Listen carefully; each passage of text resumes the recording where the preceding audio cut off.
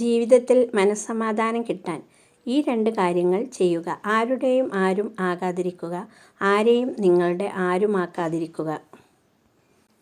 ആളുകൾ നിങ്ങളെ നിസ്സാരമായി കാണുന്നതിൻ്റെ ഒരേയൊരു കാരണം അവർ എങ്ങനെ പെരുമാറിയാലും നിങ്ങൾ അവരുടെ കൂടെ കാണും എന്ന തോന്നലിലാണ്. സ്വയം വില കളയുന്നതിനേക്കാൾ ഏറ്റവും നല്ല ഉപാധി മൗനമാണ്.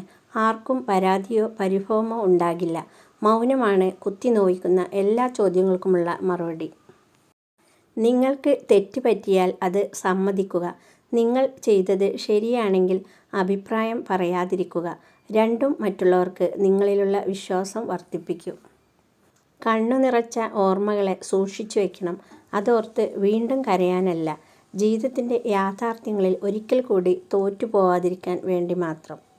ഒരാൾ ആരുമായി ചങ്ങാത്തം കൂടുന്നുവോ അതനുസരിച്ച് അയാളുടെ നിലനിൽപ്പിലും സ്വഭാവത്തിലും മൂല്യത്തിലും വ്യത്യാസമുണ്ടാകുന്നു.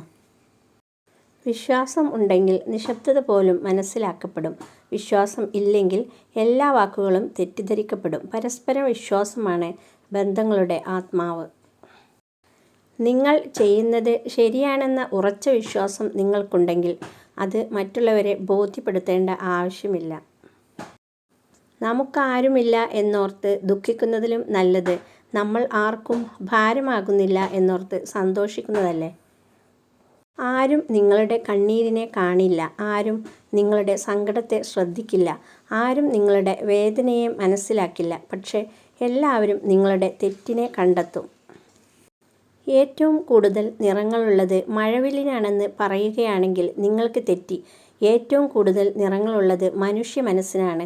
സാഹചര്യങ്ങൾക്കനുസരിച്ച് ആളുകളുടെ നിറം മാറിക്കൊണ്ടേയിരിക്കും. വിജയത്തിൻ്റെ തൊട്ടുമുമ്പിലെത്തി എന്ന് തിരിച്ചറിയാതെ പരിശ്രമം അവസാനിപ്പിക്കുന്നതാണ് ഏറ്റവും വലിയ പരാജയം. വ്യക്തിയുടെ ഏറ്റവും വലിയ ഗുണം പണമോ വിദ്യാഭ്യാസമോ വായനാശീലമോ ലോകം ചുറ്റിയ പരിചയമോ ഒന്നുമല്ല. മറ്റൊരാളുടെ മനസ്സിനെ വേദനിപ്പിക്കാത്ത വിധം സംസാരിക്കാനും പെരുമാറാനും കഴിയുന്നതാണ്. നിങ്ങളെ മനസ്സിലാക്കാത്തവരുടെ മുന്നിൽ ഒരിക്കലും ദുഃഖം എന്ന പുസ്തകം തുറക്കരുത്.